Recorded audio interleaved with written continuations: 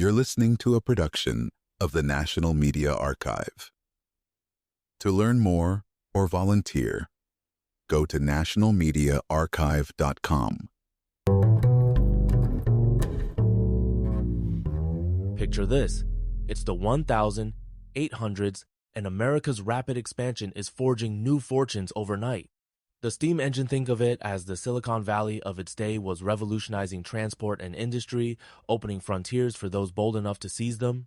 Now, you might be wondering, how did a young man from Hartford, Connecticut, emerge as the financial power broker of this era? Well, it's all about timing, opportunity, and a bit of inherited ambition. In this climate, with vast sums flowing and no regulatory safety nets, the term laissez-faire was more than a buzzword. Financial titans like J.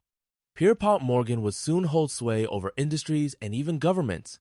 Let's explore the roots of that power. But before we meet Morgan, ask yourself, would you have recognized opportunity when the world was still taking shape? Let me walk you through the early influences that shaped a man who would soon dictate the fate of American finance.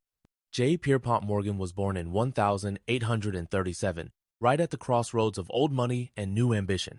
His father, Junius Spencer Morgan, was a disciplined businessman, while his mother came from a line of poetic idealists. Imagine Sunday mornings spent between fiery sermons and stately hymnals. These weren't just family rituals, they were the crucible where Morgan's dual traits of order and crusading zeal were forged. Now, you might be thinking, was Morgan just a product of privilege? Sure, but he also inherited a deep sense of mission. His grandfather's radical sermons imbued him with a belief that business could and perhaps should change society. This early moral compass, combined with sharp business acumen, a term we might now call financial literacy, would guide Morgan through both triumph and controversy. So, if you've ever wondered how leaders blend family legacy with personal ambition, Morgan's upbringing offers some compelling clues. Childhood wasn't all privilege for young Pierpont. He was beset by chronic illness, think fainting spells, and what doctors called acne rosacea, a skin disorder that would haunt his public image. Forced into solitude, Morgan developed remarkable focus. He became a master of solitaire, a game that's not just cards, but a metaphor for strategic thinking and risk assessment. Now, you might ask, did these lonely moments breed isolation or resilience? In Morgan's case, both. He emerged with a dual personality, outgoing and energetic one moment, introspective and somber the next. It's a classic case of what psychologists now call adaptive coping. The very challenges that could have sidelined him instead sharpened his instincts for the unpredictable world of finance. Let me tell you, behind every empire, there's often a private struggle that shapes public strength. At 17, Morgan's family moved to Londona's seismic shift. Junius Morgan's position at Peabody Bank gave young Pierpont access to Europe's financial elite, the equivalent of interning at Goldman Sachs today. Morgan attended university in Germany, mastering mathematics and absorbing continental culture. Why does this matter? Because exposure to diverse financial systems like the London money market and German state banks broadened his perspective. Now, you may ask, did this cosmopolitan education make him a better banker? Absolutely. He learned the difference between liquidity, having ready, Kashan's solvency, being able to meet long-term obligations. Morgan's letters home reveal a man already thinking like a financier, analyzing opportunities and risks with the precision of a chess player. If you're wondering how global exposure shapes leaders, look no further than Morgan's early years abroad. At 20, Morgan landed in New York, starting as a bank clerk. It wasn't glamorous, but his talent for numbers, what we'd call mental arithmetics, set him apart. His first real test came in New Orleans, where a stranded coffee shipment threatened to spoil. Morgan seized the moment, bought the lot, and turned a profiting example of speculative arbitrage, spotting value where others saw risk. Now, you might be thinking, wasn't that reckless? The bank partners thought so, but Morgan's instinct for judging character, what psychologists call social intelligence, helped him trust the right people and avoid disaster. This episode foreshadowed his lifelong belief.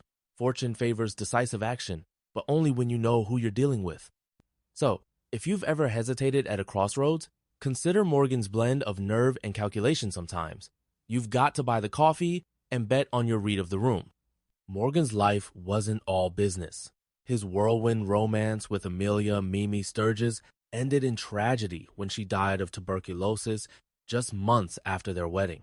Here's where personal and professional worlds collide. Faced with uncontrollable loss, Morgan doubled down on discipline, channeling his grief into a textbook example of compartmentalization in psychology. Now, some might say, isn't that just avoidance? Maybe. But for Morgan, this strategy allowed him to regain a sense of control, a key trait in both trauma recovery and financial risk management. He sought solace in his faith, returning to the Episcopal Church, and gradually rebuilt his life, remarrying and starting a family. Let me tell you, resilience isn't about forgetting pain, it's about forging ahead, even when the odds seem stacked against you. By 1879, Morgan was no longer just a banker, he was a deal maker. Enter William H. Vanderbilt, who needed to offload 250 shares of New York Central Railway stock without crashing the market. Morgan's solution? A stealth operation involving what we now call market stabilization, dispersing shares quietly to avoid panic selling. It was financial engineering decades before the term existed.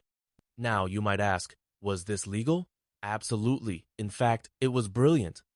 For his efforts, Morgan demanded a seat on the board, a move known as corporate governance, allowing him to influence strategy from the inside. This was the beginning of the Morgan Men-era directors who served at his pleasure, cementing his reputation as Wall Street's kingpin. If you've ever negotiated for more than just a paycheck, you're speaking Morgan's language. Control is the real currency. Railroads were the backbone of America, but fierce competition led to wasteful duplication, what economists call destructive competition. Investors, especially Europeans, saw their returns endangered. Morgan's genius? He locked feuding railroad magnates on his yacht, the Corsair, refusing to let them leave until they struck a truce. The result? The legendary Corsair Pact, an early form of industry consolidation. Now, you might be thinking, is it ethical to use isolation and pressure to force deals? Well, Morgan's tactics were controversial, but effective. He restored order and protected investors' interests. This was classic Morgan. High drama, high stakes, and a flair for using the setting theater as a negotiation tool to get what he wanted. Let me ask you, how far would you go to resolve chaos when billions are at stake? By the 1890s, Morgan's influence was unrivaled, but America's economy was fragile. The Panic of 1893 saw 100 railroads bankrupt, threatening national collapse, textbook case of systemic risk. Morgan stepped in, using reorganization, the modern term is corporate restructuring, to streamline operations, restore investor confidence, and ultimately stabilize the market. Perhaps most dramatically, when the U.S. Treasury's gold reserves ran dangerously low, Morgan devised a plan to inject European gold, exploiting a Civil War-era legal loophole. Now, some critics cried foul. Should one man wield so much power? Morgan saw himself as a stabilizer, not a usurper, but the line between patriotism and profit was increasingly blurred. If you've ever wondered how financial crises shape institutions, Morgan's interventions paved the way for the Federal Reserve, America's central bank, just years later. In 1901, Morgan executed the largest business deal of his age, buying Carnegie Steel for $493 million and forming U.S. Steel, the world's first billion-dollar corporation. This was vertical integration on a colossal scale, owning every stage from raw materials to finished product, a bit like Amazon controlling your purchase from factory to front door. But monopolies breed scrutiny. The public, and soon the government, worried that Morgan's trust conglomerates controlling entire industries mothered competition and democracy. The Sherman Antitrust Act became the tool to challenge him, and President Theodore Roosevelt's, an ally turned adversary, prosecuting Morgan's Northern Securities Company. Here's the takeaway. Morgan's empire was both an engine of progress and a lightning rod for reform. Can one man's vision ever serve both private profit and public good? History would soon decide. Morgan's later years were a mix of triumph, controversy, and reflection. He amassed the world's greatest private art collection and built the Pierpont Morgan Library, but he also faced public hearings over the money trust that dominated Wall Street. In the 1907 panic, Morgan once again became the national banker, locking financial leaders in his library until they agreed to his rescue plan, a precursor to the Federal Reserve's crisis management role. Now you might ask, what was Morgan's true legacy? His philosophy was simple: Character before collateral. In his Senate testimony, he declared, "Money cannot buy it because a man I do not trust could not get money from me on all the bonds in Christendom." When Morgan died in 1913, his fortune and art went to the publish's legacy, a blend of private ambition and public benefit. Let me leave you with this. Morgan was America's Napoleon of finance, a man whose appetite for control, order, and beauty transformed a nation and left a blueprint for both power and responsibility in business.